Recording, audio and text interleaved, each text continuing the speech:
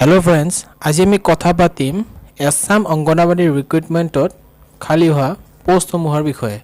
এতিয়ালৈকে সঠিক ডেট দিয়া নাই কেতিয়ালৈকে আপডেটটো আহিব, মানে কেতিয়ালৈকে আপোনালোকে অনলাইন ফৰ্ম ফিল আপ কৰিব পাৰিব, কিন্তু কম সময়ৰ ভিতৰতে আপোনালোকে এই অংগনবাড়ীৰ ৰিক্ৰুটমেণ্টটোৰ ফৰ্ম ফিল আপসমূহ কৰিব পাৰিব। সো আহক দেৰি নকৰি আৰম্ভ কৰোঁ আজিৰ এই ভিডিঅ'টো। যদি আপোনালোকে আমাৰ চেনেলটো নতুন আহিছে তেন্তে সাবস্ক্ৰাইব কৰি ল'ব আৰু কাষত থকা বেল আইকনটো দবাই দিব আৰু ভিডিঅ'টো এটা লাইক কৰি দিব যাতে নেক্সট ভিডিঅ'বোৰ বনাবলৈ মই উৎসাহিত হওঁ।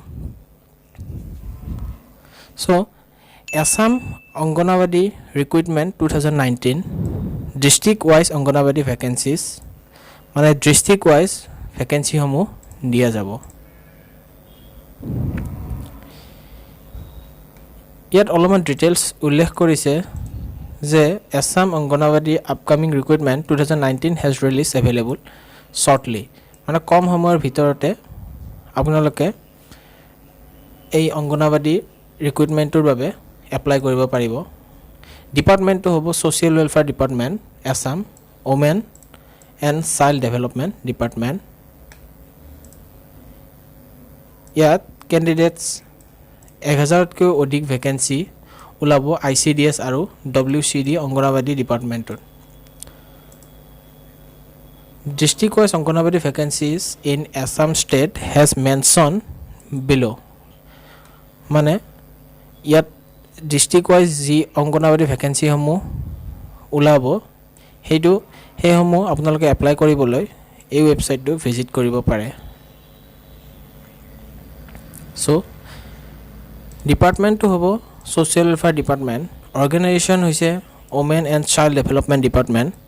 টোটেল পোষ্ট আছে 10,000তকৈ অধিক। এতিয়ালৈকে সঠিক কোৱা নাই, যেতিয়া গোটেইখিনি আপোনালোকলৈ আপডেট আহি যায় তেতিয়া মই কৈ দিম। পোষ্ট নেম হ'ব anganwadi helpers workers, project manager, supervisor and other post, মানে বেলেগ কিছুমান পোষ্টও ওলাব। এপ্লাই মোড হ'ব অনলাইন, আপোনালোকে অনলাইন এপ্লাই কৰিব পাৰিব। আৰু জব লোকেশ্যন হ'ব আছাম ষ্টেট, মানে অসমৰ ভিতৰতে হ'ব। আৰু নেম অফ ডিষ্ট্ৰিক্ট, মানে ক'ত ক'ত ভেকেঞ্চি ওলাব সেইকেইখন ডিষ্ট্ৰিক্ট ইয়াত দিয়া আছে। 33খন ডিষ্ট্ৰিক্ট আছে total.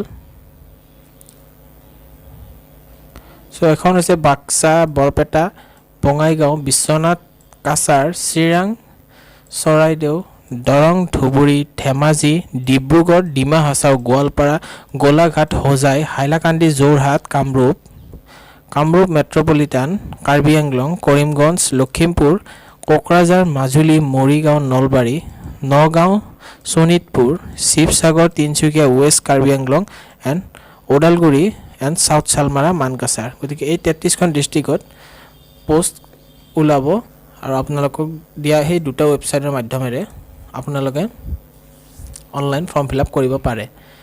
Official notification all district will be update চুন, মানে অফিচিয়েল আপডেটখিনি সোনকালে প্ৰতিটো ডিষ্ট্ৰিক্টলৈ পঠাই দিব আৰু অনলাইন ৱেবছাইটতো আপোনালোকে চাব পাৰিব। এডুকেশ্যন কোৱালিফিকেশ্যন লাগিব, কেণ্ডিডেটছজন 8 পাছ বা 10 পাছ হ'ব লাগিব যিকোনো গভমেণ্ট, এছাম গভমেণ্টৰ আণ্ডাৰত। এজ হ'ব লাগিব 18 বা 45 বছৰ। এপ্লিকেশ্যন ফিজ হ'ব OBC আৰু জেনেৰেলৰ কাৰণে 100 টকা আৰু ST আৰু SC ফিমেলৰ কাৰণে নালাগে, নীল। চ'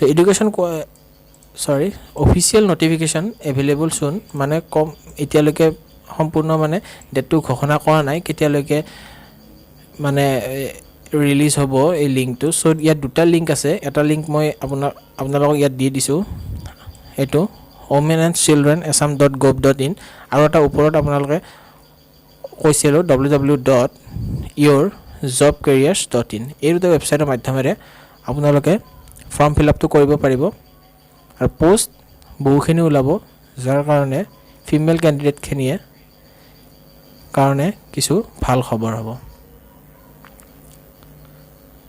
চ' ফ্ৰেণ্ডছ, এইখিনি আছিল মোৰ ক'ব লগা। আৰু যদি কিবা বুজি পোৱা নাই আপোনালোকে কমেণ্টত সোধক আৰু এটা লাইক কৰি দিয়ক ভিডিঅ'টো, যাতে নেক্সট ভিডিঅ'বোৰ বনাবলৈ মই উৎসাহিত হওঁ। তেন্তে আজিলৈ আহিছোঁ, ধন্যবাদ। জয় আই অসম। ৰচনা ৰচিলো মোৰ ৰক্তৰে ভৰা মোৰ গানৰ কলম হলো অসমীয়া আমি চৌ জয় আই অসম